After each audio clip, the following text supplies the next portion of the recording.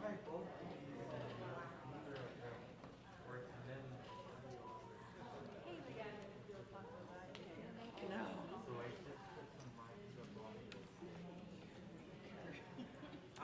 We should probably figure it out later for tomorrow. So that way well, right now we're good. It's live. So it would normally be that they would be able to get the audio right here from the I took the mic out, testing it, and plugged in here, and I nothing. wasn't getting anything. I could hear like whatever, like check the mic and you hear You sound, can hear the but it just wasn't through properly. I think it's either like a switch or something we could do, like switch on, but okay. I'm not sure for the audio. But Okay. we're good right now. Live, Okay. looking good. Good. So, we after it's recorded, for the speaker, you know, the red light is too bright.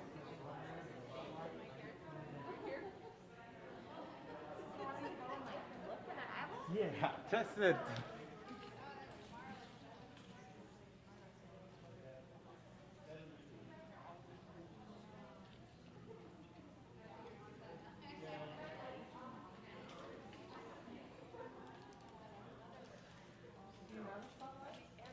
You have a spotlight? This one. Oh, gotcha.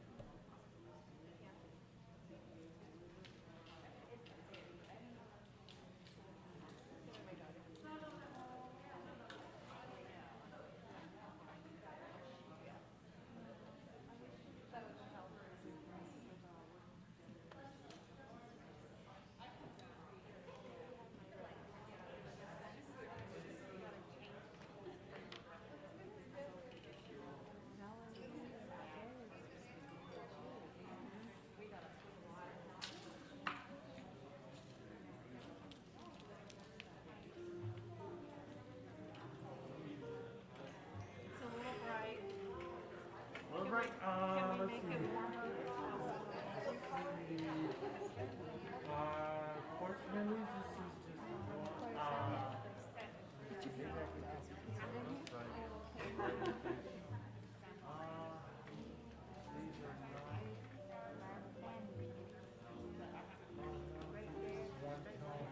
One tone and one level.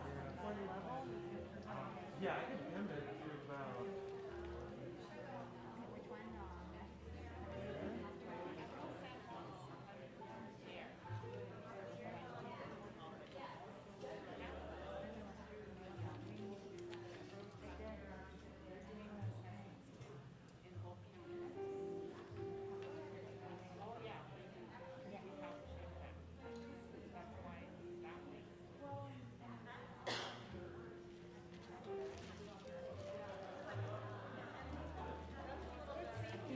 There?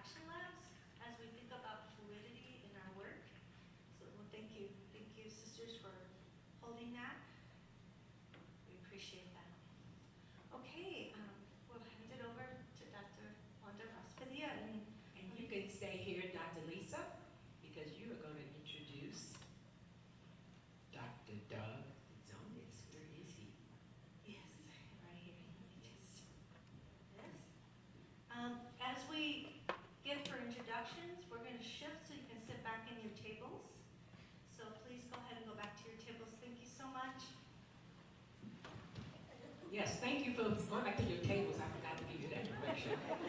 I was going to leave you there. Thanks, Lisa. Is it the microphone?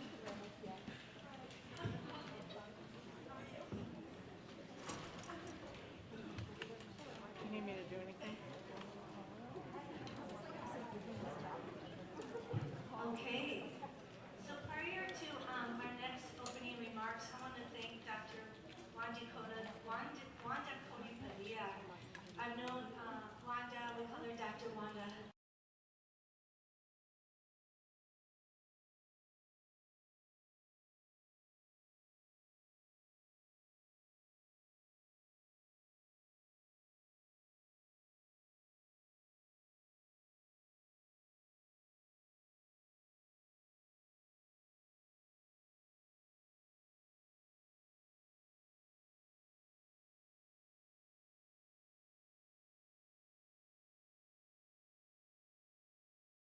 She always says, don't poo-poo the woo-woo. So let's stay open to that. Our next speaker, I'd like to introduce the leader of our Health Sciences Center, Health Systems Health Sciences Center, Dr. Doug Ziadonis. He is our Executive Vice President. And I want to mention that I believe it was July 2021, that Dr. Ziadonis approached myself and his executive team and said, let's do a health equity summit. And we didn't know how involved that would be, but I really want to recognize him for his vision to bring people together. He wasn't a former Associate Vice Chancellor for Health Sciences in San Diego. His experiences have brought him here to help lead the new mission and vision in terms of health equity. We're looking forward to his leadership role with previous experience looking at UMass Memorial Behavioral Health Services, the department chair and hospital board of trustee. He's a professor of psychiatry. His appointment here is in the Department of Psychiatry, and he has had leadership experience at the state, county, federal, veteran affairs, community, and business levels. He was also served on the Lobo Development Corporation Board of Directors at UNM and Rainforest Innovation Board of Directors. He's committed to health equity, and I thank him for being here, and we look forward to your opening remarks.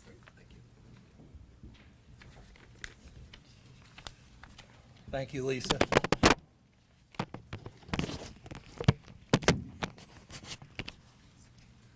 Wow. Look at this group. Look at everybody around you. Take a moment. If you're lucky like I am already, you'll be meeting some new friends. You'll learn some new things. I'm here to learn. Took me about 4 minutes to get here, and somebody from my background came. I go to so many meetings, there will be no Latvian Americans in the room. So I'm often alone. But it touches me when I think about how important our ancestors are. All of ours. The journeys they've all been on. I won't tell you the Latvian history, but it's got its ups and downs, with a lot of downs. But for me, this is a really exciting time to be here for all of you. And so I want to thank you all for coming. That's the most important, because the dialogues in the lab rooms, our keynote presenter, all of the panels, what an enormous amount of work to put that together. So in some ways, I hope with an intention we're all open-minded and we're listening, that we hear some of the problems, but that we also are looking at solutions. Because this is a lot of wisdom in this room. I call this an expensive meeting, because we got a lot of smart people in this room that are going to help us. So first I want to start with some gratitude. I want to thank Dr. Lisa Kakari-Stone. Let's give her a hand.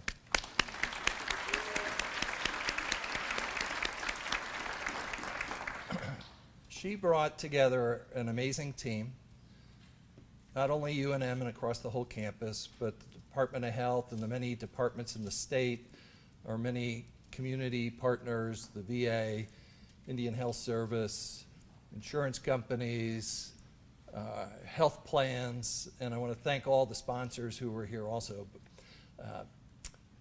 Lisa, could you just ask your team to stand up so we can give your team applause? Well, that's a big team. I know, so it could be half the room. Okay, well, I have a slide.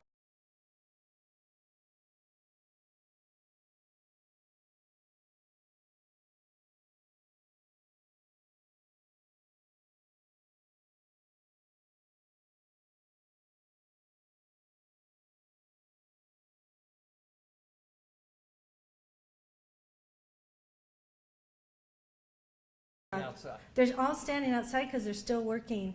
Also, the Echo Joint Accreditation Office. You see the photographer and videography going on.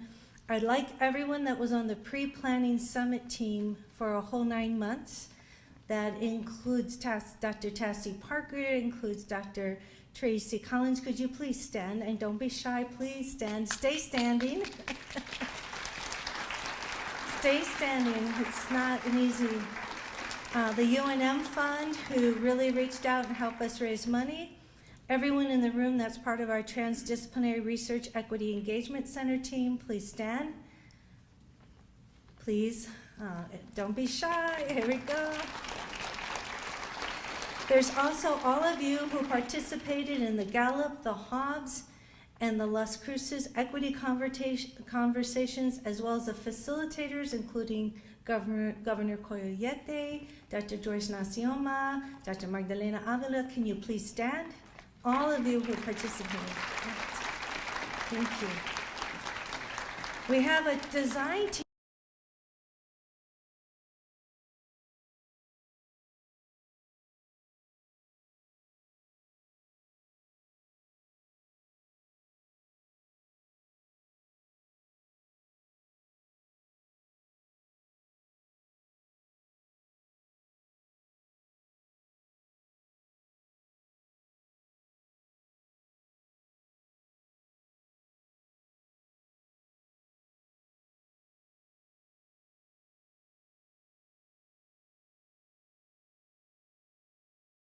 Also have tonight our Ignite for Equity speakers. So as you can see, much gratitude. Thank you for taking that moment.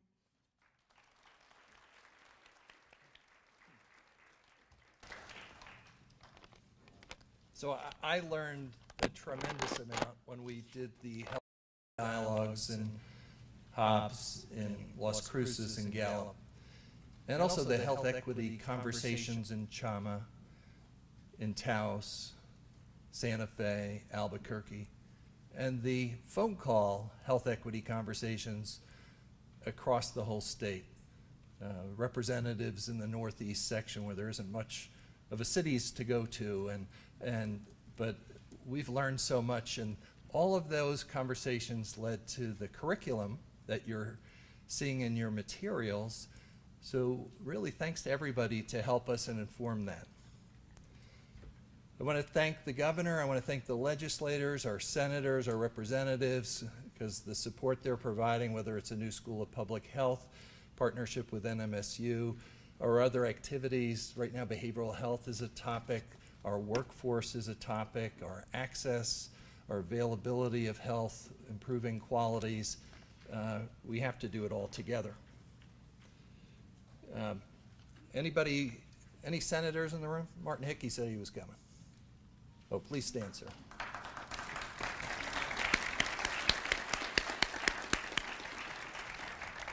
Again, want to thank you for coming. We had so many state and federal partnerships with the Department of Health, DHHS, the counties, the cities, VA, Indian Health Service, and many others. So I just want to thank them. The sponsors are listed in your brochure. We want to thank them for the support. This will allow us to keep doing this. I look at this as the first annual, and then we're going to do a second, and we're going to learn from this experience.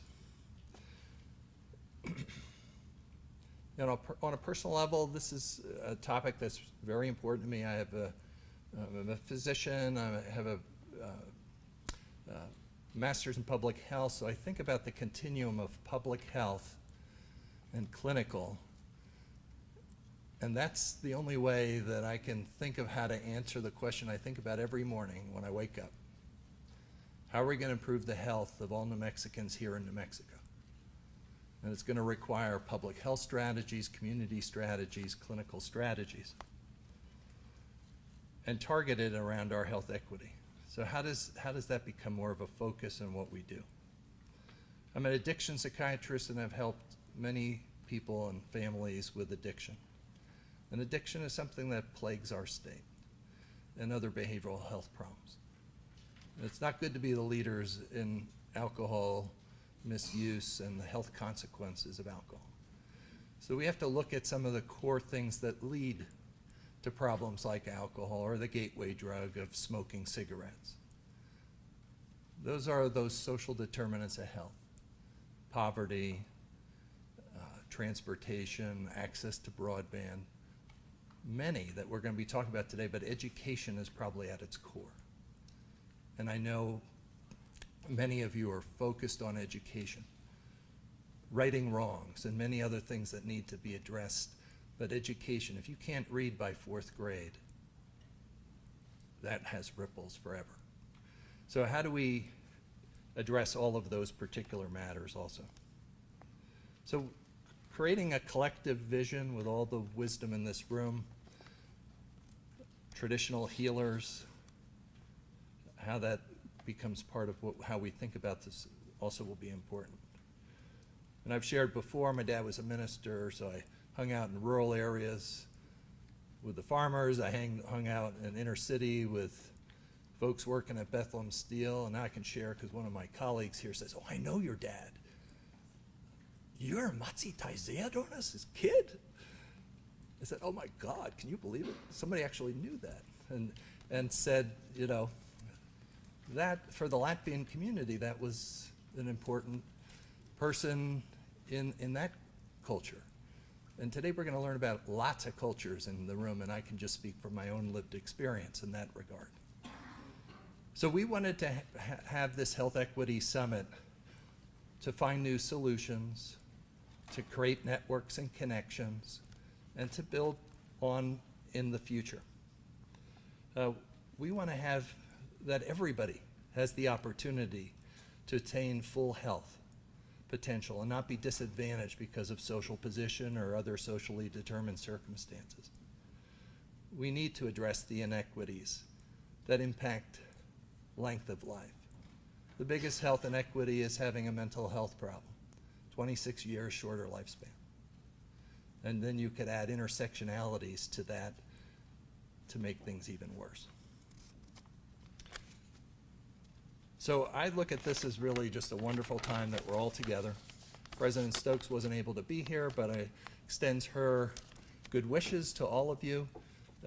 We're committed as a whole UNM, one UNM, to pull together all of our strengths to be helpful, but also to be good listeners and hear the community and what we hear about. We also look at the patient experience for people coming into our health system, and its access, it's navigating a complex system. And so I'm excited to hear. We have the first health equity science PhD in the nation, and Dean Collins and her colleagues at NMSU are developing that, so I'm sure we'll learn a lot from that. And I just wanted to plug Dr. Rhonda McGee. Is she here today? Yet? Tomorrow. Okay. So tomorrow I'm excited to hear her presentation. She has a wonderful book that's in your bag, The Inner Work of Racial Justice, Healing Ourselves and Transforming Our Communities Through Mindfulness. And for me, mindfulness has helped me in my life. In some ways, it's a simple term of just being aware, being present with others, appreciating the common humanity that we have. All of us in this room are going to suffer, and suffer in different ways. And how do we keep that common humanity connection? And yet also, how are we going to keep some kind of kindness to one another and ourselves?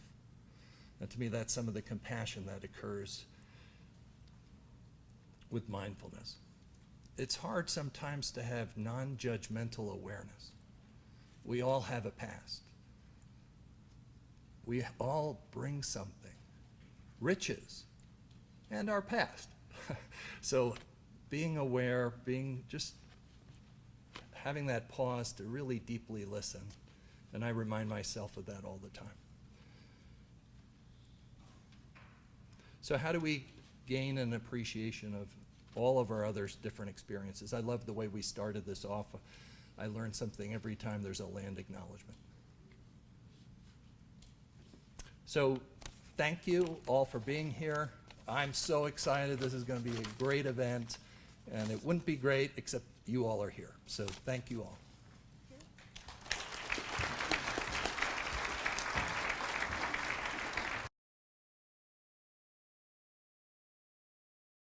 Today. Let's do that. Take that one back. Another role I have today, of course, is a timekeeper. And what made me so aware of the timekeeper, I was glad that I got this assignment. How many of you know this guy? Yeah, well, he came from homelessness to be who he is today. He's such a role model. But the reason why I thought about him as a timekeeper, his new enterprise in Atlanta, Georgia, has clocks everywhere. Because he's so used to us folks, colorful time. And he's almost fanatical about it, and it's working for him and his company.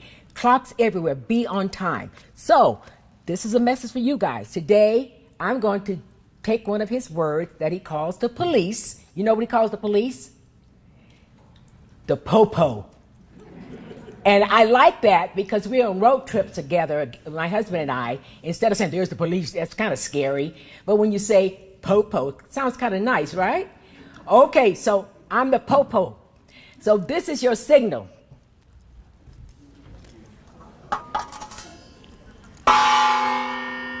That means get to where you're going.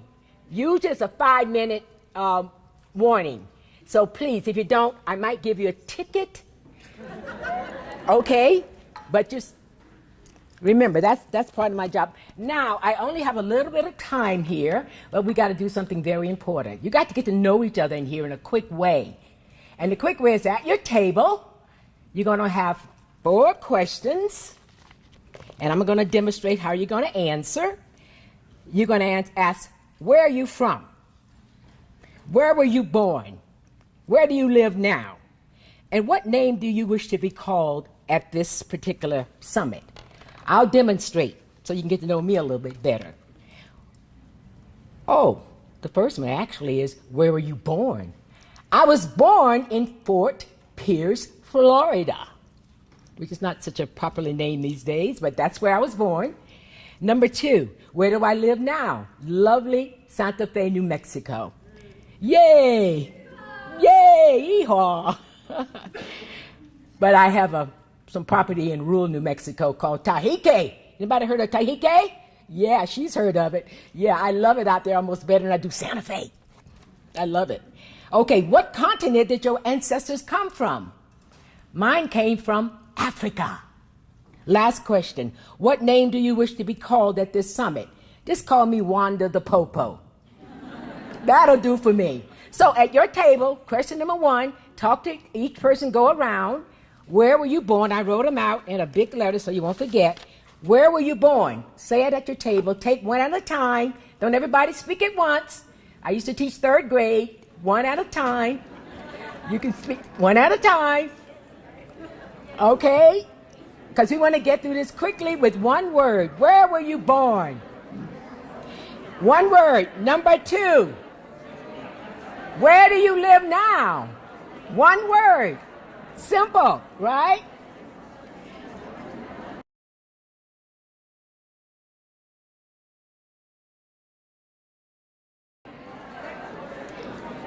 What name do you wish to be called at this summit?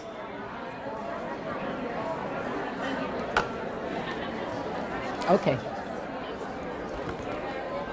While you're doing that, we're going to move the poll over for the next. Oh, okay.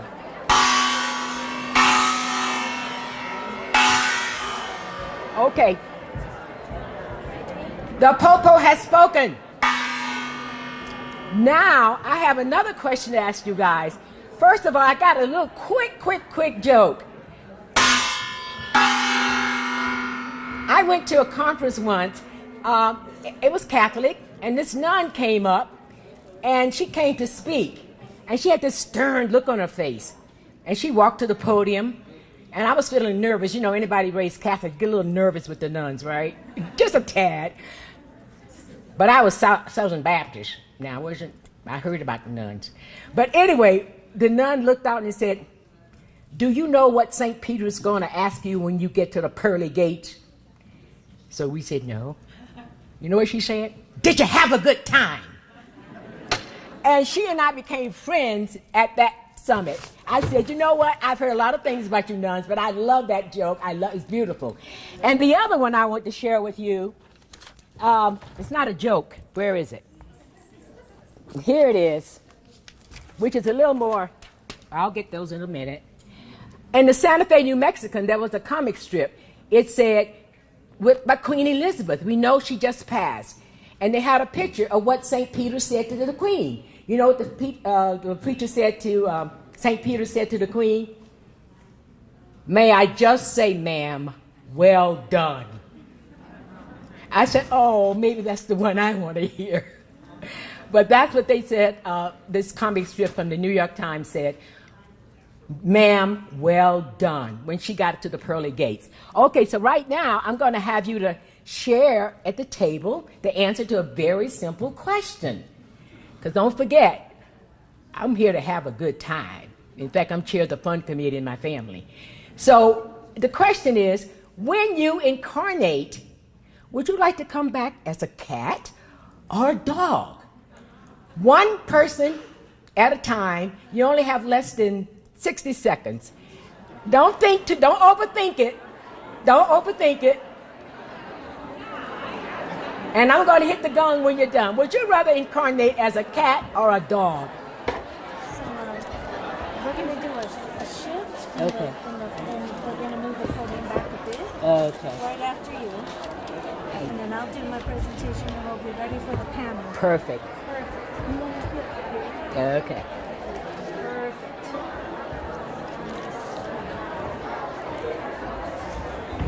In fact, it's almost time for you.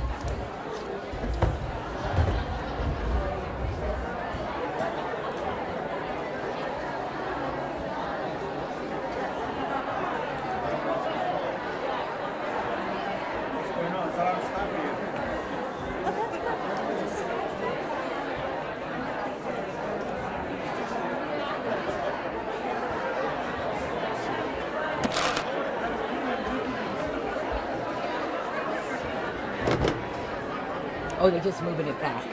Okay.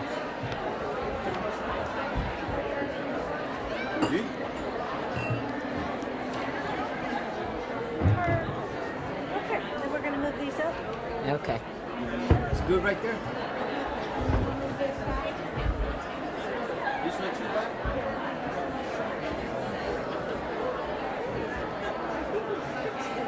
Bring this chair up. Miss Wanda, could you Okay. bring up the speakers? Okay. I'll get my stuff off the other table. Chair. Face each other a little bit. And Okay. a little bit. Well, you could keep that to the side. And then just face it up to a curve so they could see each other. And this is my. Up a bit more. Do I see here, right? I'm going to move this up. So Okay. you've got the mic still. Okay. Move this. Okay. Beautiful. Thank you, sir. Thank you.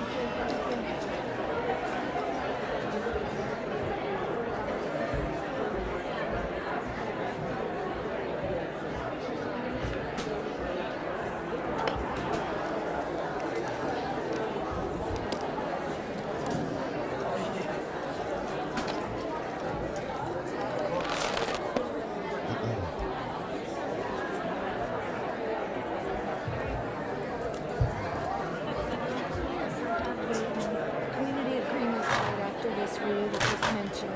We have posters blown up. Yeah, I'm gonna talk about that next.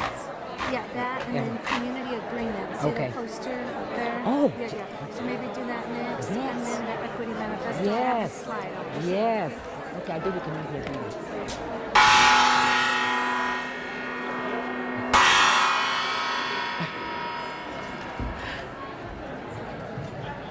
Okay, I just became the mother of 2 kittens. I was always a dog person, always. Never thought I'd like cats. But I fell in love with these kittens that were left on our property out in Tahike, and fell in love with them. And you know what? I think I want to come back as a cat. You know why? Because when they want affection, they'll come and ask for it. You know, they don't just follow you around. And then you know what? I found out they cover up their poop. I had to do research on how to raise a cat. I had no idea. So I got a litter box. He covers up his poop. So that's my answer. Okay. I hope you guys shared that. How many cat people do we have? Oh my God, I'm in good company here. I thought everybody mostly would be dog. How many dog people? Oh, you know what? It's even Steven. I always had a dog. Loved them. Okay, in each of your rooms, you're going to see a chart. It's called Community Agreements. We're going to put that up. There's a poster right back there in the back. Yeah. There we go. Okay, all right. And it says, speak your truth and allow others to speak. Yeah, this is the community agreements in the back. Speak your truth and allow others to speak their truth. We all have a role in this work. Practice holding multiple truths and sitting in the uncomfortable of hearing things you may not agree with. Most important, listen to understand. Build conversation rather than trying to make a point. Acknowledge the difference between having an intention and making an impact. Push past business as usual. After all, I'm up here, right? That's not as usual. What can I say? Push past business as usual. Focus on systems change because oppression is intertwined with norms. When dismantling systems of oppression, focus on creating new ways of being met to honor us all. Very good. This was compiled by a very good colleague of ours, Nelsie Dominguez. Is she in the room? Yeah. There she is. She compiled that from various sources. Beautiful job, Nelsie. Beautiful job. Okay, now we got some heavy lifting to do today, so I'm getting serious now.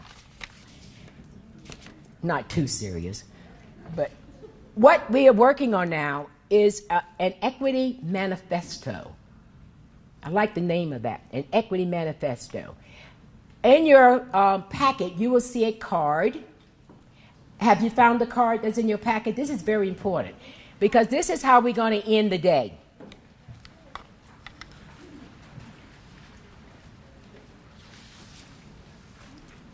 And that card says, what promise can you fulfill to assure that future generations inherit all they need to live healthy, in well-being, and have equitable access to resources? Write your answer to that question between now and noon Tuesday. Post your cards on the artist panel in the back near the labyrinth. Do you guys know what a labyrinth is? Who doesn't know?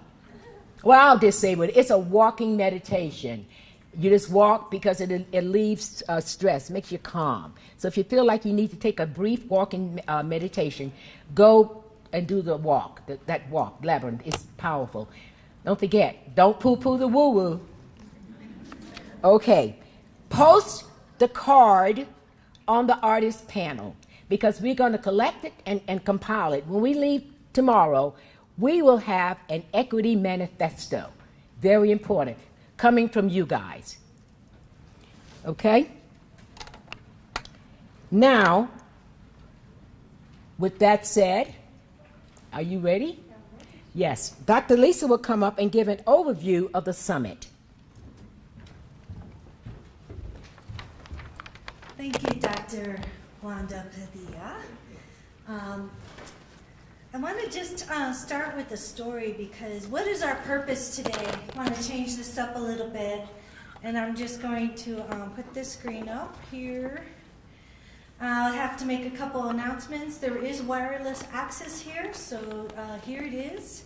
It's Embassy Meeting, and your password's premium, so if you need to check home, I'll leave it there a minute. Embassy Meeting, and under small letters, premium. Also, this session is being live streamed if you want to send to anybody at home or colleagues. As we speak, it's being live streamed by our great production communications media team. And we want to again thank Western Sky Community Care for sponsoring the welcome and the keynote. And our other sponsors, including the Mexico Hospital Association, and again, it takes a village of support, and that we can provide the summit with no charge to community partners. And we are also able to raise money enough to cover hotel rooms and mileage, and of course all the dedicated work of all of the speakers and moderators. Thank you so much. So I'm just going to talk a little bit. Oh, that's great, thank you. I want to start with the story in terms of our purpose here, and why health equity and why now. Some of you heard this story before, and is Annabelle Canchola in the room? Raise your hand. Hi, Annabelle. Annabelle and I and some colleagues, including Mario Herrera, who is volunteering in the back, recently made a trip to our Patria, Mexico, and we spent some time in Amatzlan and Tepoztlan outside of Mexico City. And there is the place where Quetzalcoatl was born. Quetzalcoatl is considered to the Nahuatl people to be a divine being. So we could call Quetzalcoatl he, she, they. Quetzalcoatl is known to be the serpent feathered god in Nahuatl tradition. Now my people are put up at you, and they were never conquered by the Nahuatls. So forgive me, my abuelos and abuelas, for telling a Nahuatl story. But this story is important in terms of our why and why we're here. So this was a time where people were hungry, just like now. Where there was drought or flood. Where their food could not be found. And people were suffering. They were suffering, and the children were suffering, and the elders were suffering. And Quetzalcoatl thought, as a leader, I need to take care of my people and the next generation. And he asked for a divine message to be a good leader. And he saw a tiny red ant. And on the back of the red ant was a piece of maize, the corn. You got it, folks. This is a story from the South and how corn came to all our peoples. Now, all different traditions have different stories about why corn is important to us. He said, "Ant, where did you get that corn?" "Quetzalcoatl, I got the corn from the crevice in that huge mountain. But you can't fit in the mountain." He said, "What do you mean? I'm a god, I can fit in the mountain." And the little ant says, "No, you can't. For you to go, you have to be an ant." So, with humility, as a leader, Quetzalcoatl transformed she, themselves into an ant. He transformed self into a black ant and followed the red ant. And before you knew it, all the other ants joined Quetzalcoatl. And they brought back not just corn to the people, but frijol, the bean, and other nourishment. And soon, the future generations had well-being. They had nourishment. They felt connected because they were planting the corn. They were connected to the cycles of planting.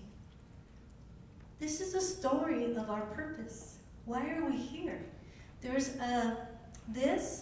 what do you want to leave the next generation? Soon we're going to start with a wonderful panel presentation and plenary, led by amazing leaders from 4 directions of the state, led by Mr. Regis Pecos. So I want to highlight that why we're here is our purpose is just to build the energy together at this time in terms of finding solutions that are across our interest areas. Some of us work for organizations or government. Some people work on transportation, some work on housing. Others work on food sovereignty and food security. Others work on environmental land, like our sister who gave our blessing. We also have others working in the healthcare system. But how can we come together and learn across each of the communities across New Mexico? Some of you have come from Hobbs. Some of you have come from the south, the north, the east, the west. Some of you showed up last night so that we can look at how we can make impact together like Quetzalcoatl. Our objectives are simple: to listen to each other deeply, to see each other deeply, to be open to new solutions, to have our ideas come from within. This is the anti-racist health equity work. We purposely did not bring anyone from out of state to be a talking head to tell us in New Mexico what to do. We can all go to those conferences. We can streamline it on YouTube. This is a time to connect, to tell and share our stories, and take collective action. Health equity is about collective action, and now is the time. I call it the triple impact, the triple pandemic. We've had our communities and families dying from COVID-19. We've lost whole libraries of knowledge and those loved ones who have passed. We've had the impact of pre-existing structural inequities that have really been exacerbated, correct? And then the third pandemic, our mental health and well-being. But our people are resilient. But we can't count on those resiliency. As they say, grit can only go so far. We have to assure that our people have sustenance for the next generation.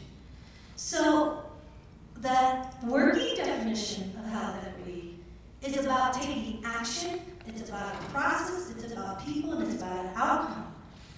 We also have this embracement that we acknowledge historical injustices. The context of colonization, racism, genocide, discrimination, and economic oppression of different peoples of color, and the taking away of the land and who they are from the land. It acknowledges intersectionality of positionality. Equity recognizes that in order to achieve it, we have to have racial healing and restorative transformational processes. Equity calls us to look at the cumulative disadvantage of those who have not had the resources to have good health and well-being, while at the same time, certain groups of people have been elevated and given the resources. See, this intentional, two-part action is what has impacted our communities. So, how do we move forward? I just want to share this, that equity and this day and a half that we have left together is not just looking at individual behaviors. We want to focus on people. As you look at the big bubble there on your left, we also want to look at intergenerational health and well-being. The social determinants of health are transportation, education, housing. These are critical, so we're looking at systems, but intersectional systems, and that's the point of the action labs. We're all going to come together tomorrow afternoon, folks, and we're going to map are there common equity strategies. We also look at government and voting and the political narratives of who our communities are as what we call the structural, utmost determinants of health. Yet, not included in the equity conversations is our relationship to the earth, land, air, water, animals, as are other relationships in climate. and yet not discussed in equity conversations is our spirit, our sense of belonging as people, and the interconnectedness we have with each other. So laying that out as a vision, we have 12 action labs. You've all signed up. People from around the state are bringing their solutions. We have a 3-part process that your wonderful moderators will be taking you to. What are the systems and policy issues, for example, with behavioral health? What are the 3 strategies that you heard from the community? Community bringing solutions. And what resources do we need to align to that? You have wonderful note takers. Maria Chaparro is leading the students. You have moderators, and everyone has an opportunity to bring your ideas to the table. A new model. We all count. Everybody here has wisdom. Finally, tomorrow we'll be doing with Dr. Wanda Padilla. Will be leading us through this action strategy as we map out if there's any commonalities across all these issues and policies to align the resources for equity actions that are promising to work with different levels of government. Dr. Laura Parajon will give a motivational call to action. Yes, we could do this, folks, giving an example of how she got with other leaders. I think Dr. Tracy Collins was working together with the Department of Health. Many of you are tribal leaders, governors. We have many people in layers of government. We have people here from the city of Albuquerque. How can we align our resource to invest in what we know that works? So that's our call to action. Are you excited? Let's get excited! It's hard to get excited in a dark ballroom. But let's get excited. So finally, with your permission, Dr. Padilla, shall we move on to the moderated session? Yes. Thank you for your grace, and I'm so glad you're here with us. Yes. Actually, you're going to introduce Regis Pecos. Yes. Let me grab my Okay. handout here.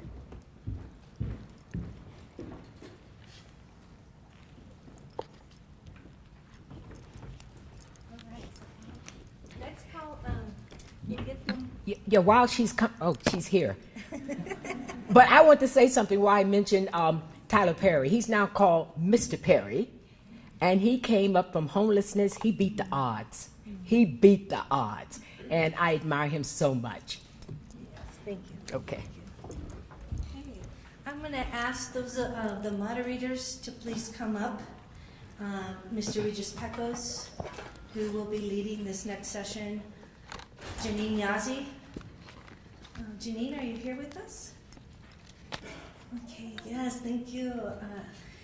Catherine McGill, Raymond Sanchez, and Annabelle Cantola. We have comfortable chairs for you, and I think you and I will have to exit. Yes. This is their stage, Yes. so we get to go relax a little bit. Yes.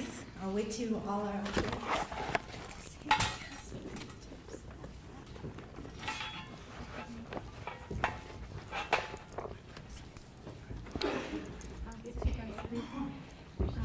And the time. Some mics.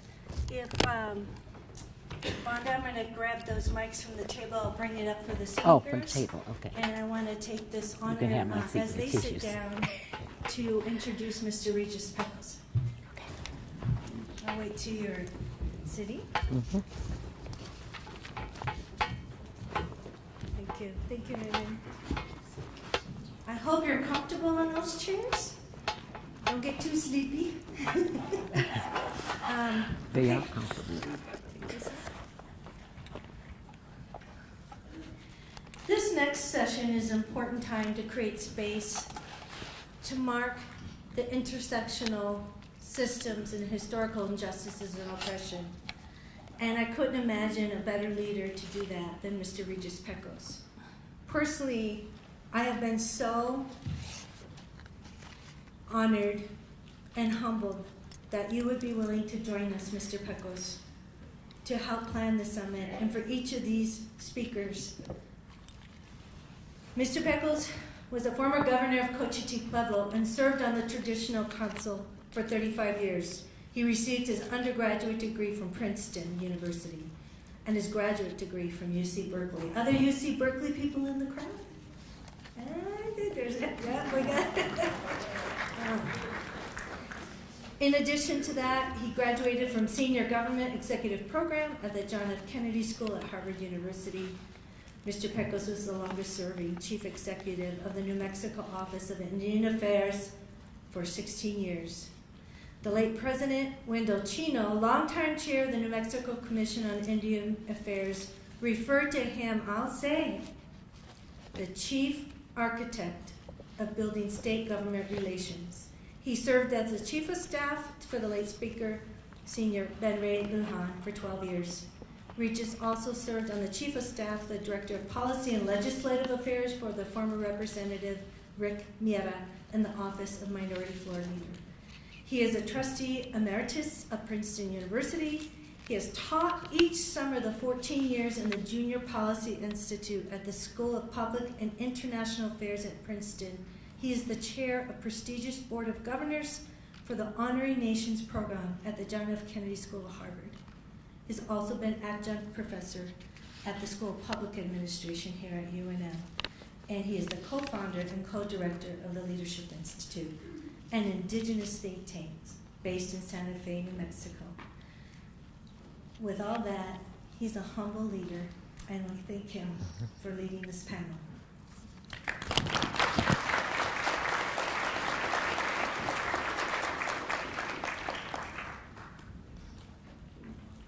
Tseo kuhu nye se ho keishim imani gashtiwana tuna you eat the church 8 shaw new hours go mani han cartridge in go yute henat maseo go uyo na dia bakshun a tsuk bu hat it shuwe you hat it two drops who hat the ho keishim imani gashtiwana you tuna eat the church.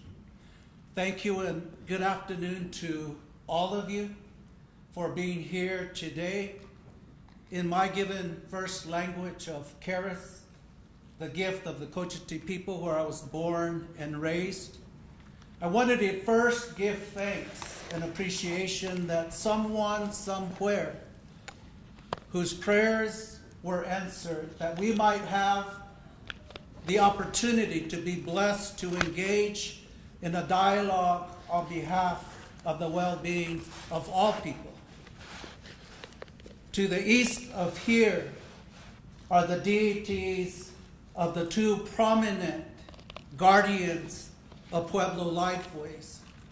To the east is the sacred water serpent, the giver of all life that Sister Julia Burnell blessed in its spiritual presence.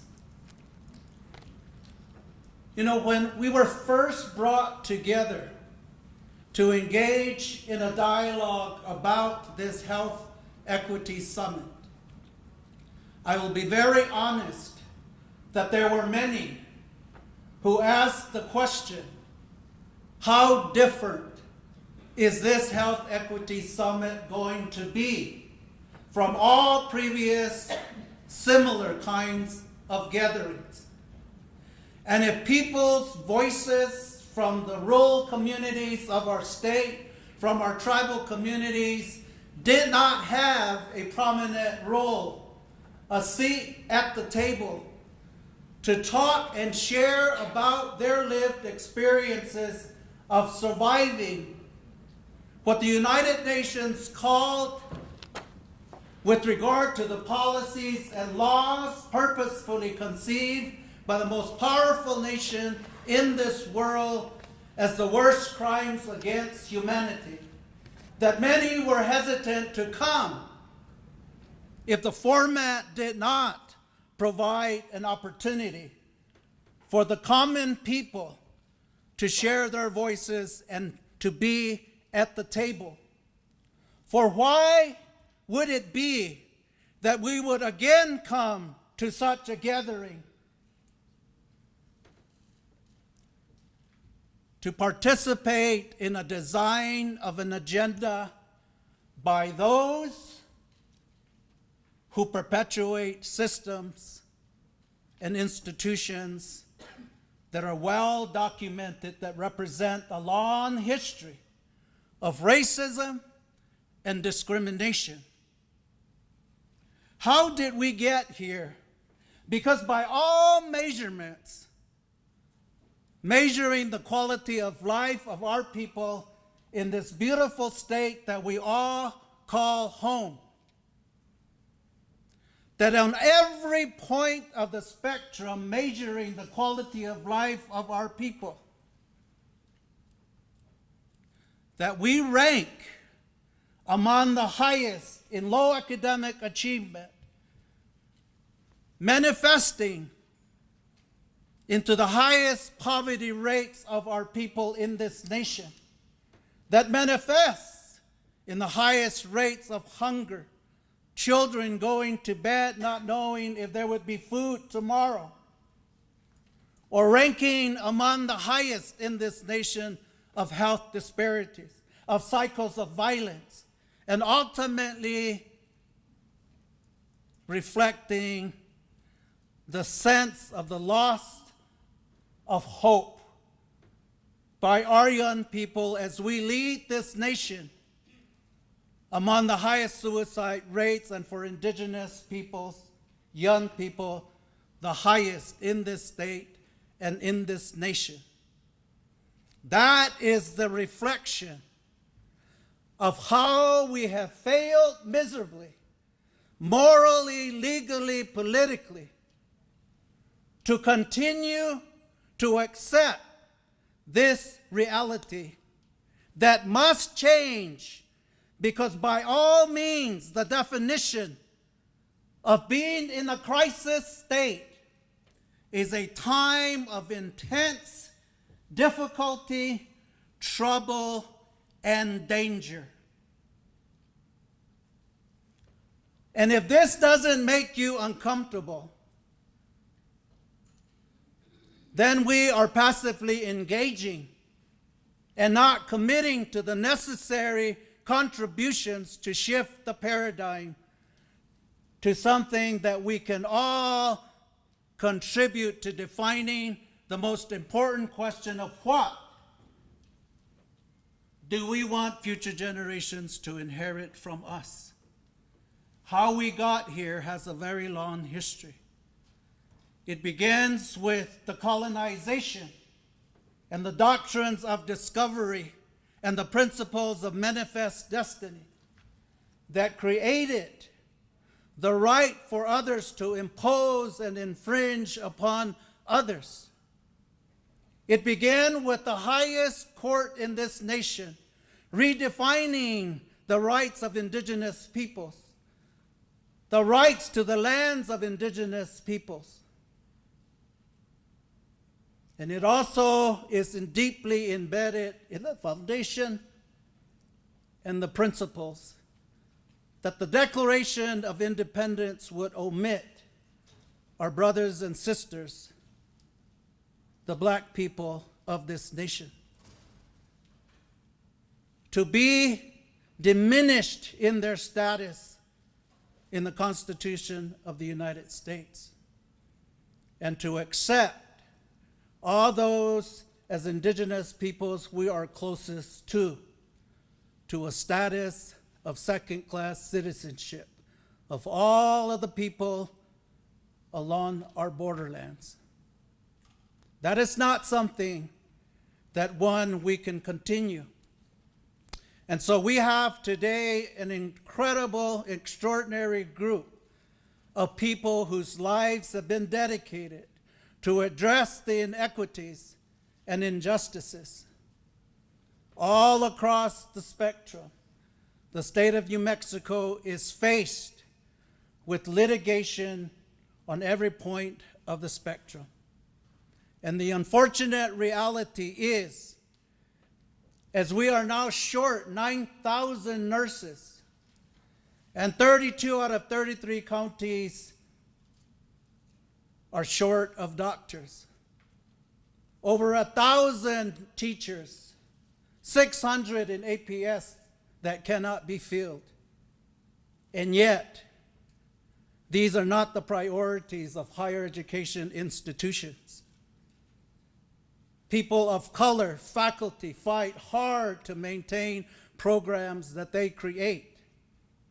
Not the vision of higher education institutions, but their response to their own communities, to respond in ways that helps create opportunities for others to become part of a necessary capacity building to create the human capital necessary to respond to our challenges.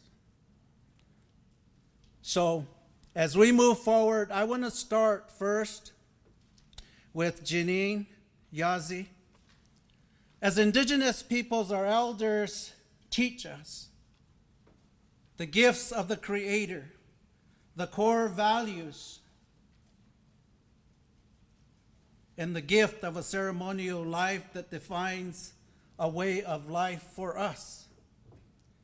They teach us that when we are no longer guided by our core values, we will lose the ability to love, the ability to respect, the ability to have compassion for one another. And the world in that time, deviating from these core values, will create chaos among the peoples. And Janine, what I want to ask you is to share the original instructions of how to maintain a healthy mind, body, and spirit, and where we are today with the adherence to those gifts of the original instruction, if you may.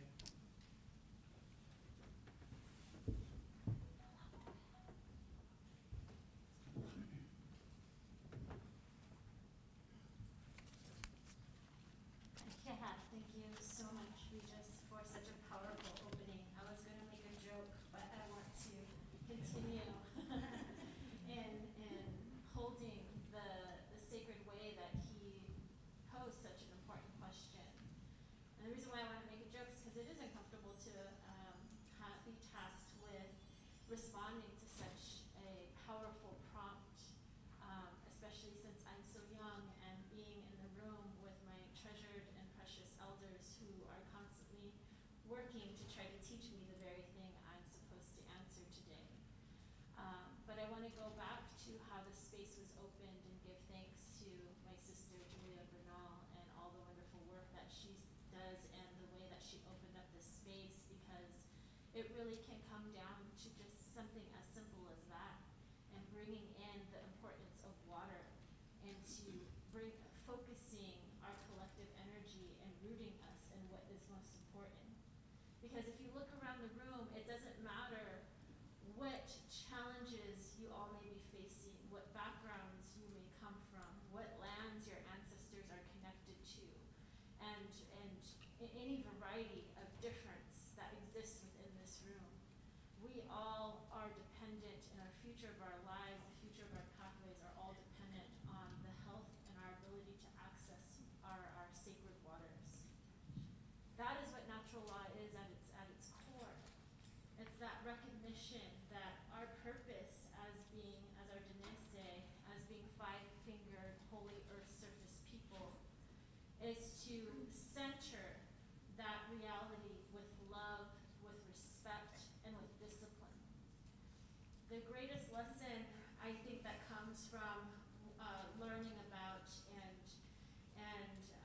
bringing forward what our original instructions, our natural laws teach us as Indigenous peoples. I could never do it justice in 2 or 3 minutes. We're talking about bodies of knowledge that existed and that has been passed on through generations. But at the core of it, despite the differences of Indigenous peoples' languages, customs, protocols, ways of living, we all share a simple understanding that the greatest thing we can learn and cultivate within our lifetimes is the discipline to be diligent and consistent in honoring our sacred responsibility to be one with and to take care of all life around us. This discipline is rooted in the very things that have been taken from us through colonization, through genocide, and through systematic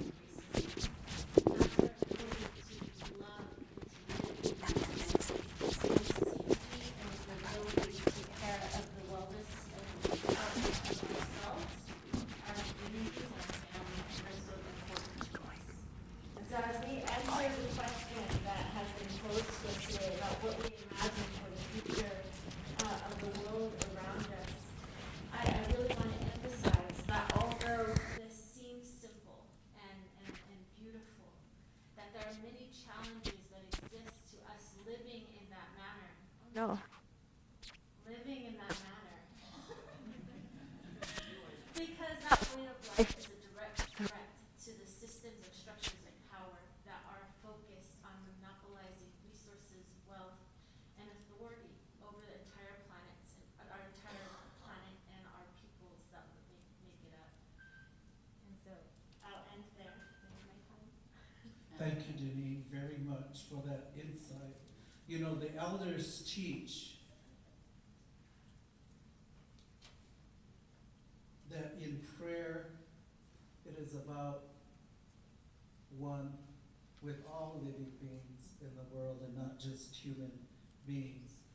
And those original instructions was prophesied that whenever we lose language and culture, that is the end of us. And that the elders say when that time comes and it becomes a reality, humanity will lose its conscience and all consciousness from that. It is about the balance of the ecosystem. And as long as we are in balance, then we are healthy mentally, physically, and spiritually. So as a young lady, I respect you for the wisdom that you have that is deeply embedded in the gifts of the elders of those ways. So thank you so much. I want to next, go ahead, please. You know, turn to Raymond. You, as a person in northern New Mexico, how have the systems of racism and discrimination and oppression over what we know can be defined as government-sanctioned policies and laws? Pre-COVID, pre-fire, our good friend Paula Garcia of the New Mexico Acequia Association has reflected, from this day forward, the life in northern New Mexico will be reflected upon as life before the fire and life after the fire. But what are the conditions and the circumstances in that devastation further compounds what systems and institutions created well before the fire and the aftermath of the floods devastating your communities?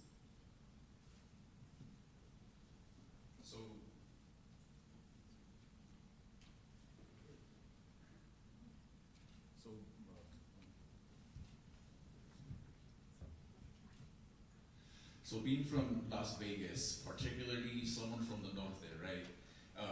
Las Vegas, New Mexico, and even our vecinos up north. So talking about Mora, talking about Springer, Roy, Anton Chico, those kind of places, right? And so having that, the lifestyle before COVID, before the fires, we already had an existing trauma out there already, right? Coming from poverty, coming from diabetes, obesity, low economic stability, the built environment, those kind of things, right, that should be essential to everyone, not only in the United States, but further down to New Mexico.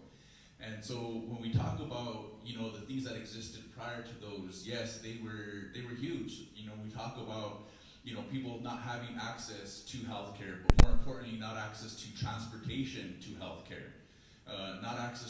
No access to behavioral health therapy. We're talking about, the broadband, but more importantly, diving deeper, we're talking about people who may not know how to use a computer, a cell phone, have that connection out in these rural frontier communities, right? And so, in my previous position, I used to work for a federally qualified health center. And so as, working with our community health workers and going out into our communities, the thing though is that we would have different providers coming in, right, at this federally qualified health center. And so we would give them directions of, where the clinic was at, such in Roy or in San Miguel, Springer, whatever the case, right? And so they'd say, I'll find it. I have internet access on my phone. I have navigation on my phone. Well, turns out you lose service.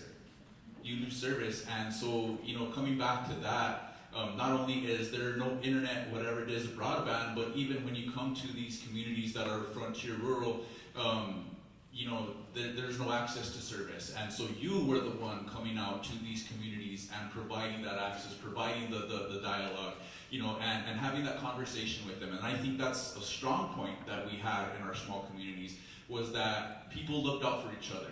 People looked out for one another, and they are looking out for one another. But when you talk with them and you have that connection, not only to them, but to their families and to the land, the water, those kind of things, that's what all made us come together and have that kind of common ground. Even though I'm from Las Vegas, the culture in Las Vegas is totally different than that of Mora, or that of Anton Chico, or that of even Springer. Okay, so when we're talking about the disparities that already existed, I was lucky to be able to be from Las Vegas, to have a hospital that's 5 minutes from my home. When we talk about a hospital that's 30 minutes, an hour, hour and a half drive to somebody who doesn't have that access to transportation, doesn't have the funding for transportation, or has to have to choose what appointment that they need to go to, whether it's behavioral health, whether it's to the diabetes doctor, whether it's to cardiovascular, whether it's to specialty, right? Even people from Vegas are less fortunate on that as well too, because specialty appointments we don't have in Las Vegas. We're having to travel to Santa Fe, even a maternity ward in Las Vegas. When we talk about that, people who take for granted of having those kind of services accessible to them in their community, some communities don't have. And so when you're putting someone's life, having to travel for those maternity services, because they're going to be due with a baby in 30 minutes, but the next place of delivery is going to be an hour away. What do you do? How do you remedy that situation? What can you do, right? And so those are things that have been noticeable, or that people have been dealing with, prior to the fire, prior to the pandemic.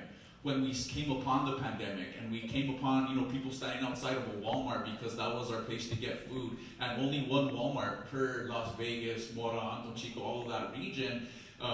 Again, that's access to healthy foods. Then we can even go deeper than that, right? We talk about when you're at a disparity with access to healthy food. Now you're talking about obesity. Now you're talking about the high sodium. You're talking about the processed foods, the carbohydrates, all those kind of things, to where people in rural communities are even suffering more of a disparity. Okay, so we all went through the pandemic. Those in rural communities, we suffered. I'm not going to say we suffered more than people living in the big city. It's just access to those kind of services.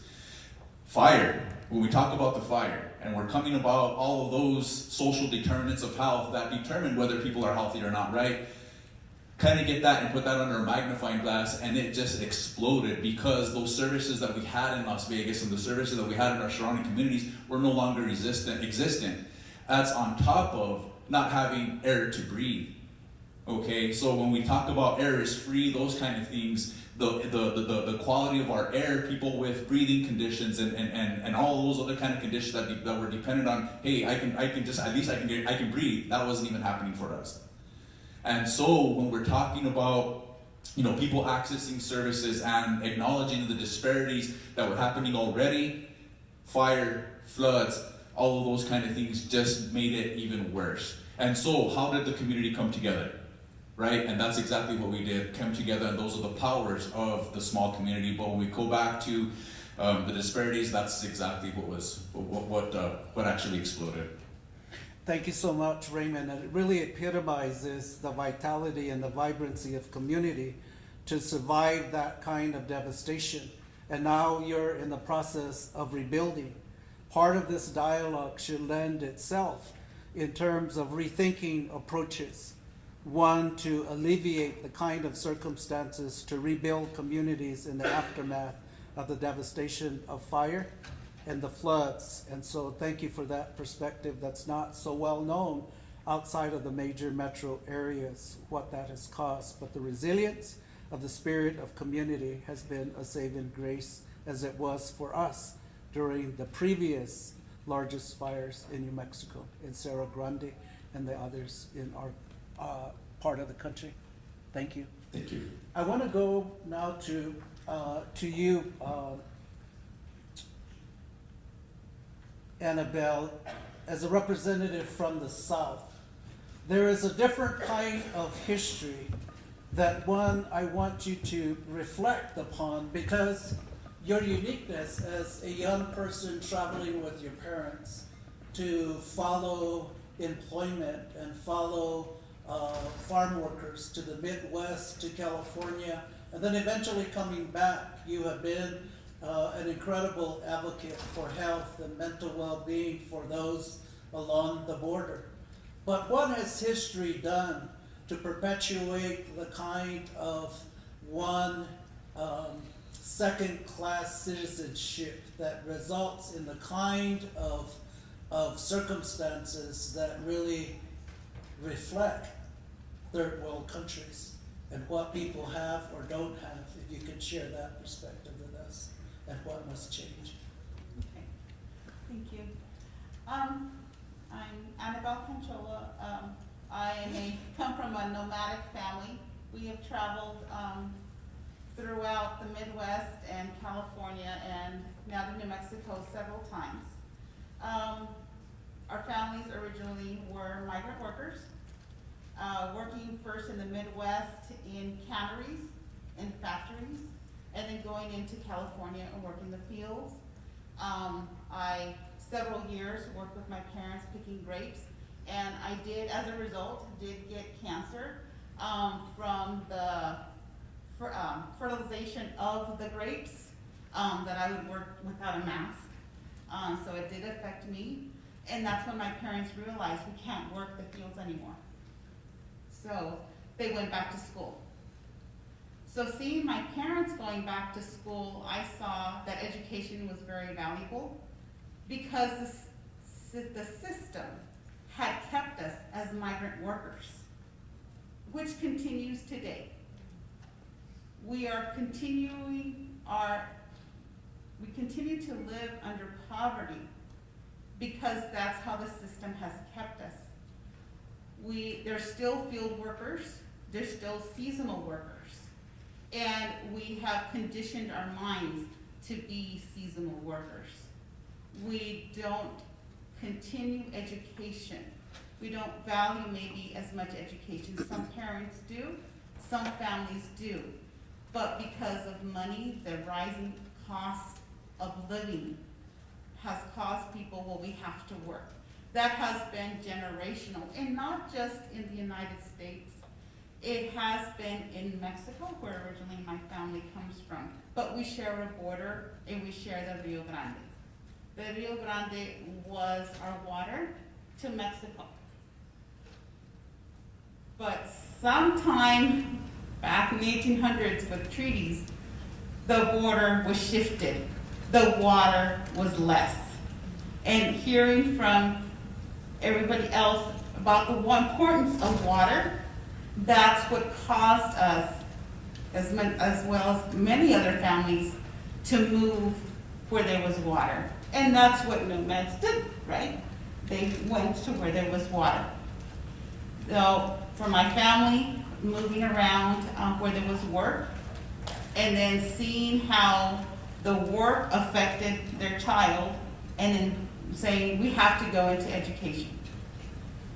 Continued education is very important, but then we fall into losing our culture and losing our identity. Trying to blend in universities can sometimes be difficult, because we sometimes feel that we don't fit in, because we don't look like. Our color, our features, our language, where we come from, we feel like we don't fit in. I've worked in the Midwest and in the East Coast for many years, and to explore, to see others like me. And there were times that there were nobody that looked like me. So I had to learn, well then I guess I am the one. I guess we have to start somewhere. It feels maybe uncomfortable to be in the picture, but be in that picture. It feels uncomfortable to maybe to have your name in that paper, in that document, but have your name in that paper, in that document. Be a part of history. Be a part of that change. And I learned that, it was very important, I learned that in Virginia. And in the East Coast, there are just a multitude of people from many different backgrounds. And then that was a very learning experience. But I felt that I had to come back and come back home to New Mexico, where we first started. To bring that back and to show others, to break that cycle, to break that image, and to break that poverty. Thank you, Annabelle. And what you are articulating is really what is at the heart of the Martinez-Yazzie landmark decision. And that public education in New Mexico, as it is across the country, is really designed for a monolingual, monocultural society. And those of us of this color have no place in it. So a fundamental change and the shift in the paradigm that must be a part of the very effort of your spirit. And that is to rethink and redefine the vision of education that is inclusive of all of us, because when we fail, it is our collective failure, and we all suffer for it. And so your reflections are at the very heart of the current movement that we must all, one, be consciously engaged in, and thank you for those perspectives that you've shared. Now, I think to someone that really needs no introduction, as a social justice champion, as our next panelist. You know, you've articulated the point, Catherine, in our discussions about taking individual responsibility, much like the late Congressman Lewis, who said, when you see something that is not right, that we must all respond to be responsible, to make the change that is necessary in the name of justice and equity. Now, as a black person in this state, who said I was black? In, huh? Excuse me. Okay. In this country, right. The way that history has dealt with all of the previous generations through colonization and enslavement, and the kind of, again, sanctioned systems and institutions of racism and discrimination, and perhaps one that has created intergenerational poverty, as redlining has. Can you reflect upon the legacy of how all of these policies and laws that are sanctioned by government continue to create the kind of intergenerational poverty, and how that relates to education and how that relates to health inequity? Regis always asks really easy questions. And I totally needed a booster seat for this chair. So, I mean, what I want to say about all of this is that it all does come down to personal responsibility. And what I've been talking about for these past couple of years, during the pandemic when it felt like the world was about to end, was that I wanted people to explore the question or the possibility, the premise that I am the system, therefore I am the solution. So we can continue to state and restate and restate and restate the problems. Who made the laws? And, I often talk about if you had a room of homogenous people, you got a room of 5-year-olds, and you say, go make policy. They're going to come out with, I need to stay up as long as I want, and I need to eat more ice cream. Mom, Dad. So when we have had these homogenous rooms of people making policy, well, shoot, they came up with the policy that serves them. And so now it's incumbent upon us, because I often, always still talk about the fact that what is so, it is what it is, which is, an African proverb, it is what it is. And people will hear me talking about, as bad as we think it is, it's worse. Like, I could one-up you on every example that you might give of racism, of disparate treatment. Every single one of us in this room has a story about, wow, I just can't believe that happened, but believe that it happened, and that it will continue to happen until we get to what I feel like our core thesis could be, that everyone belongs. And that all of our policies are strategically aligned with that core thesis. And that we run everything that we do through that lens, and that we require it, because believe me, there are more of us. But so often we find ourselves sort of going along to get along. It's hard. We're tired.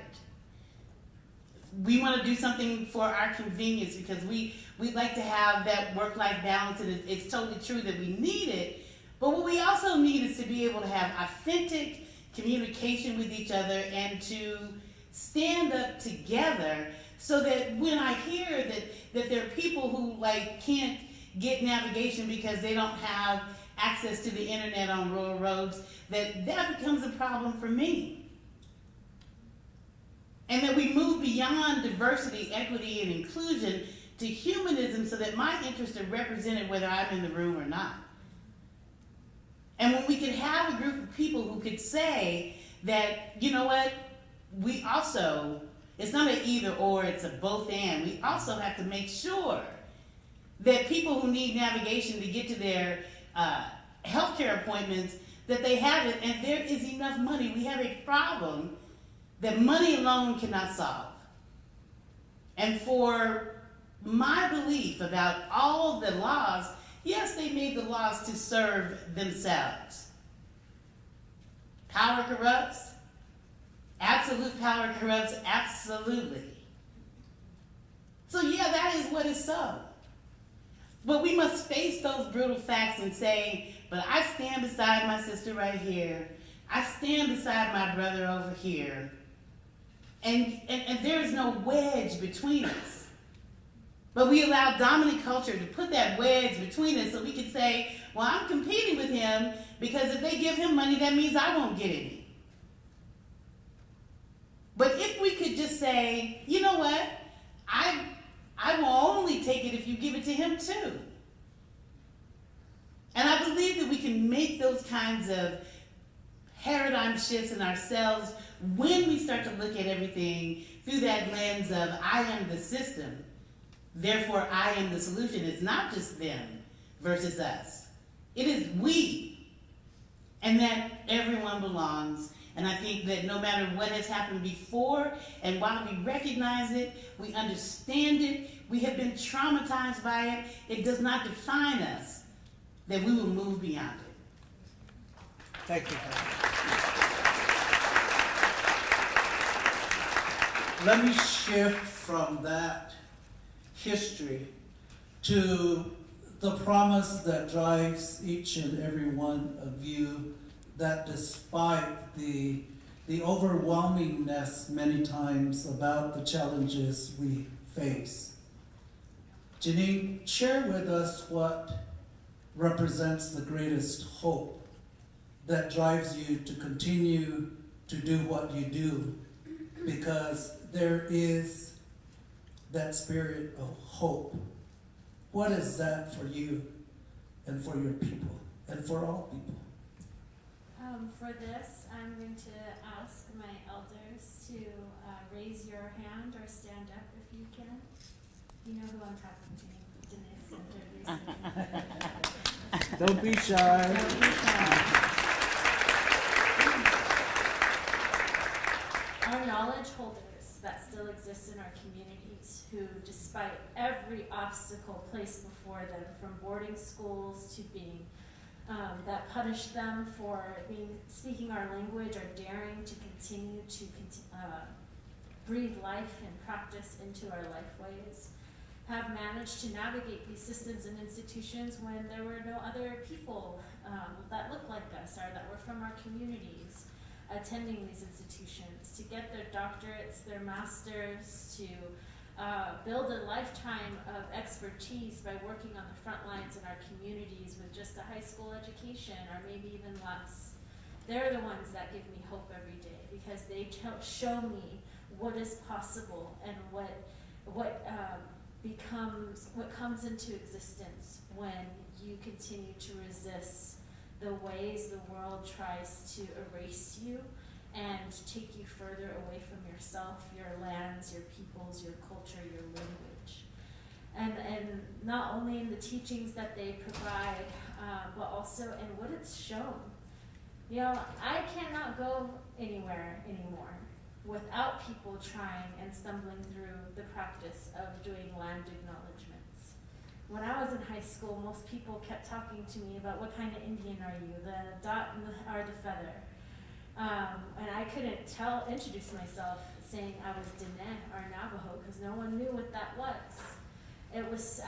My people were still erased, even in my lifetime, from the dignity of being recognized as modern, sophisticated, complex, beautiful people. And yet, just in the past few years, you know, being able, I always tear up every time I hear people acknowledging whose lands they're on, speaking the name of our indigenous peoples as they name themselves, and not just with the English names that have been given to them. That means so much, because indigenous peoples have been on the front lines of both making people aware of the devastating impacts to land, to water, to soil, to air, and to our people's health from these unsustainable ways of living and of developing energy and of extracting resources from our precious earth. We've been on those front lines before Greta Thunberg has been championed as a climate advocate. We've been on those front lines before we had language like environmental justice and just transition. And the elders have been those young advocates who have set that pathway for us and who forged it when there was no model, no institution, no resources slated to support them in that work. And now we have created a reality where we are creating our own institutions, where we're no longer demanding seats at the table, we are creating our own. We are organizing our own convenings, our own meetings, supporting our own solutions, because we know that the conditions of sickness that have been created by colonialism and capitalism aren't going to make room for the solutions that threaten its power. And so we'll make our own room and create our own pathways to restoring the balance that so desperately is needed across our communities. Thank you so much. And to all of you and elders across all walks of life. Your gift to us is the inspiration that leads us to do what we do. Because we know what you have overcome. And to start with a prayer in our language, that would have never survived. We are nearing 150 years when the first Indian education policy in this country was built on the mantra that the way you kill language and the way you kill culture is to remove the children from their language and their culture and deny those children the language and the culture. And you are the survivors among other generations that allow us to continue to follow the paths provided by the gift of our Creator. So thank you for your presence, and thank you, Janine, for your acknowledgement. I want to go here to Raymond. to you, what gives you hope? And share with us that despite all that you shared today, what gives you hope? And what is it that you want future generations to inherit from us, from you, moving forward? What gives me hope is the people in this room. People in this room, just like it was mentioned previously, that if we don't have a seat at the table, we're going to create one. We have the ability to move forward, and regardless, again, if we don't have a seat, we're going to create that seat and be able to speak and be able to make an impact on our own. What gives me hope is that, yes, our elders have been the ones to create the way for us. Even in my experience, giving that respect to people who laid the pathway before us. But what gives us the benefit, or what gives me hope, is that we can lay that path and continue to lay that path for the people that come after us, right? Our kids, or the younger generation, and so they already have that kind of impression that they can continue the work that has already been done and the work that's been laid before all of us, right?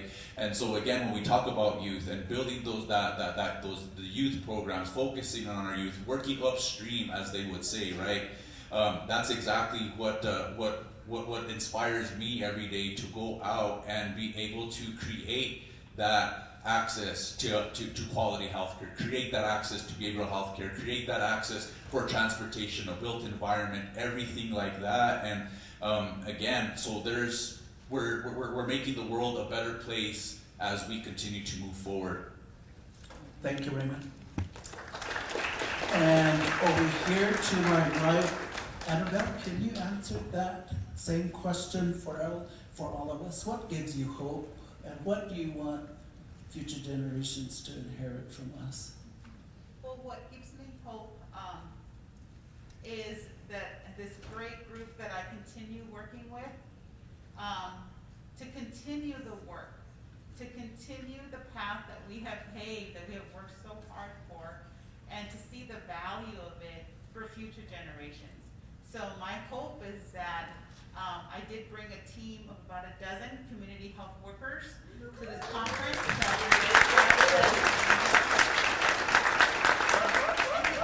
And to teach them what I've learned, what my ancestors have taught me, what other co-workers have taught me, and the value it is to continue teaching others what we learned that works.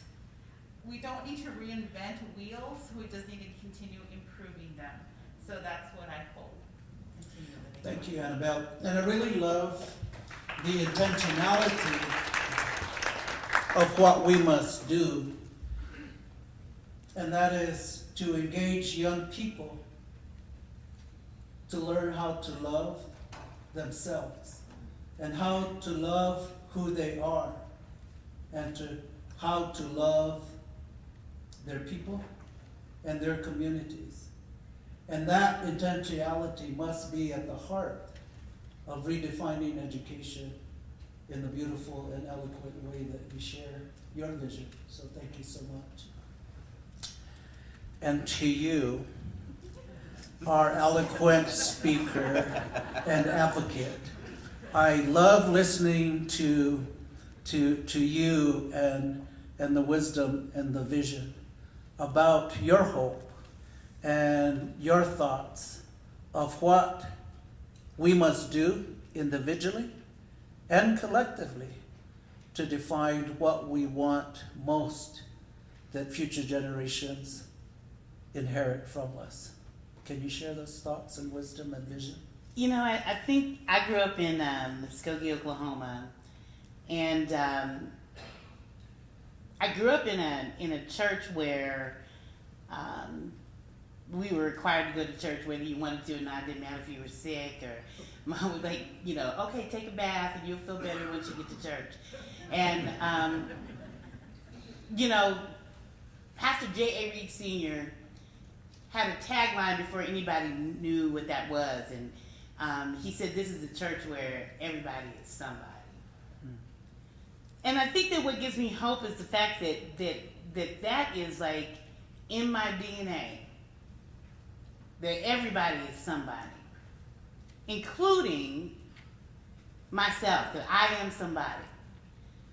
And so what gives me hope is like every year when we do our summer camp, I'm a performing artist also, I love to sing, and I wrote a song called I Believe in Me. And every year the kids, it's always their favorite song, and it just makes Miss Kathy's heart feel so glad that they love this song. And one of the kids came and said, "Nice singing, Miss Kathy," you know, when he was learning the song. But the song says, "I believe in me because I believe in you, because I believe in we, our whole community. And my roots are deep to keep me strong. I stand proud and I know I belong." Everybody hear me when I say that I am somebody. I am somebody. I am somebody. And when you hear a group of kids who come from all different socioeconomic strata stand on the stage and singing that proudly and pointing to themselves and saying, "I am somebody," what gives me hope is that what I have learned and what we have all learned from our ancestors who loved us, who taught us well, who nurtured us, who tried to protect us from all the trauma that we have experienced, that we would still be able to say, "I am somebody." And that we would walk out knowing that. And when you can say that, there is no one who can keep you from being educated.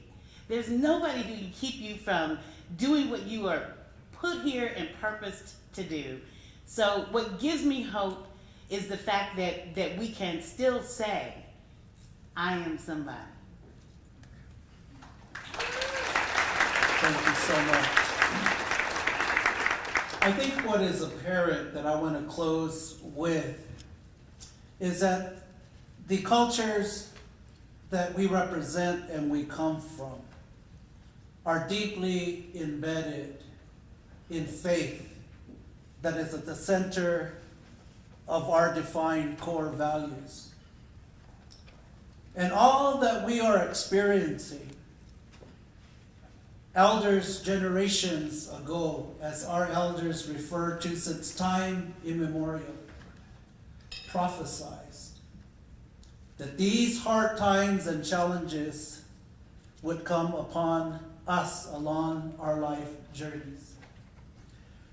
How we respond to these challenges with a deep sense of faith and conviction to learn the hard lessons of these lived experiences, to be mindful that we cannot repeat those lessons, deviating from our defined core values, and that the greatest expression of our response is defined by the core values of love, respect, and compassion. And the elders teach us that as long as we make decisions defined by our core values, we will always make the right decision, because core values, they say, will never lie to you. And we cannot have different sets of core values at the personal level, dictated by a different set of core values in the places that we work. And I would challenge all of you that in your workplaces you devote some time to ask the question, what core value defines you, that defines what you do and why you do what you do? And then ask the follow-up question, is who gifted you that core value? Because often the acknowledgement will be mom or dad or grandpa or grandma.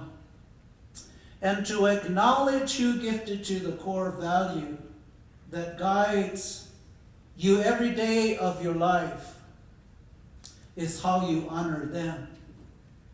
And in your life journey, our elders teach us that there'll be a time when you too will have children, when you too will have grandchildren, and you too will have great-grandchildren. And when you're blessed with the continuation of this most precious gift, you will have the deepest love and affection to now give them a core value to guide them long after we return to our Creator. And in that way, their gift lives on forever. And if you can imagine that what drives us in our strength that represents people who have gone through trials and tribulations, and despite all of that we can be honest about the history, but deep in our hearts believe that we don't want to be part of the ugliness and the pain that comes in the absence of these defined core values of having love and respect and compassion. Because our elders teach us, when we no longer live by our core values, that is the end of the spirit of living and the beginning of survival. And those are two very different approaches in life. And as we move forward, there are many ways that in what we do, hearing these stories from the panelist who so eloquently shared with all of you the history and the legacies that continue. But despite those, they all continue to get up every morning, excited to do what is necessary to fulfill their calling, because that is a defined purpose in their lives. And it is my hope that through the process of this engagement, that the prayer offered would open our minds and our hearts to do what is necessary, that if the ugliness of our history, it is our history that we cannot divorce ourselves from. We are all part of that. But let us be committed to a new kind of history, represented by all of the fine expectations of what they want most that future generations inherit from us. And in all of your respective contributions, let us try to collaborate in ways that achieves that genuine spirit. That in the end, there are no other races of people. There is only one race that we are all a part of as one family. In the legislature, policymakers, there are many, many good, genuine people who want to do the right thing, but they need help. They need your guidance and support with what works best to create the kind of human capital that responds to the challenges. This governor is perhaps the most well-equipped, given all of her collective experiences, like no other chief executive.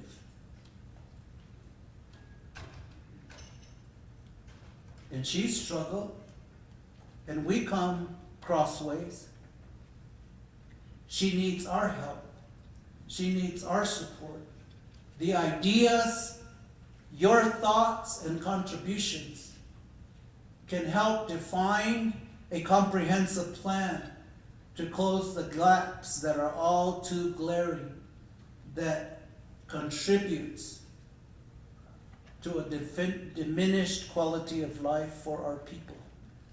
But when we work together, when our minds and hearts are one, there is much that we can accomplish. And to all of you from all walks of life represented here today, who yutisiki in astua shoan chupers to mine, so it's a ish now it's a nazi sutus. May our Creator, bless all of you. Open your minds and open your hearts, that we can collaborate in a way that helps to define the kind of future that we want future generations to inherit us, to honor us 50, 100 years from now, to say we are blessed by what people did in that time, which is this time, defined collectively as our time. Thank you to our wonderful panelists for sharing your stories and for bringing voices and coming to the table. And with this kind of effort, only good things are possible. Thank you.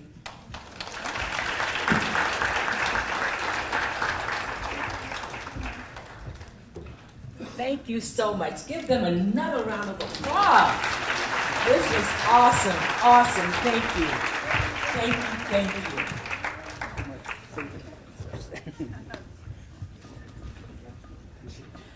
Okay, she told me a really good joke. Oh yeah, forgot.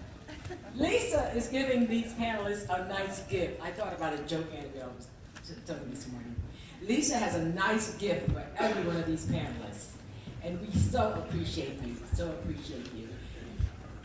And one thing that I'd like to share with you, I'm a sort of a wellness kind of a person, a holistic coach, and the kind of work that you guys do can be very stressful. And I have a little technique that I want to give you that you can use throughout this conference. And it's called just a cleansing breath. Because the breath is so important, just as important or more important than water. And it's a yogi cleansing breath.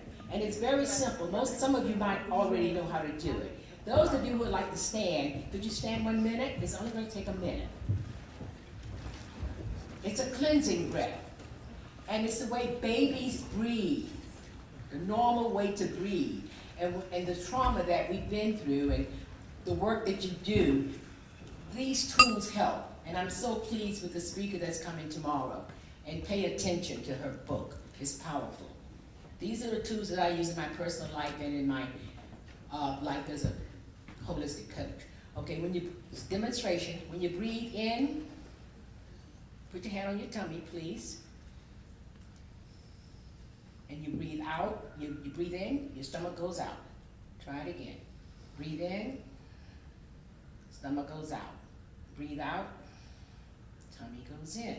It's just the opposite. Breathe in, tummy goes out. Breathe out, stomach goes in. And you just take 3 of those breaths, cleansing breath. Just take it together. Breathe in, breathe out. Breathe in, breathe out. Once more. Breathe in, breathe out. So use that. You may sit down now. But use that throughout the conference. And also, don't forget the labyrinth. That's a mindfulness meditation that you can just walk for stress. I have a very important announcement. We're going to take a break. And what you ought to do, you're going to go to your round table A. And on the back, look at the back of your name tags. And on the back of your name tags, you should see the lab that you're going to and the room number. If you have any questions, ask any of the people at the front desk, not the front desk, the registration desk. But everyone should have that information on the back of your tag. Now the next important piece is that I'm going to do the gong 5 minutes before that you're to leave and come back. Now, a fun thing that we're going to do, you've seen this in your packet. This is going to be a very fun evening. It's going to be hosted by Fred Sandoval. Yes. If you have any questions about your health equity labs, you should see this in your packet. I don't know if you had a chance to go through the wonderful packet that you have. Thank you, Lisa. But this is in your packet. were you to go. Okay? So Ignite for Equity. If you all miss this, you're going to miss something very nice. Because these are some beautiful digital stories that are only 5 minutes apiece. And we're going to have that at 6 o'clock. And I'll hit the gong at 5 minutes to 6 so we can start on time. We're doing pretty good today, so we're going to keep it up. And Fred Sandoval, where's Fred? There he is. Yes. And you know he is the host with the mostest. And, right, Fred? And we're going to have some yummy appetizers, some non-alcoholic drinks, and for those who know how to drink reasonably, we will have a cash bar. I emphasize reasonably, okay? All right, let's see. I think that's it. So now we will have a break. And I will sound the gong so you can get into your action labs. And if you don't go, you're going to get a ticket. I'm the po-po, okay? All right.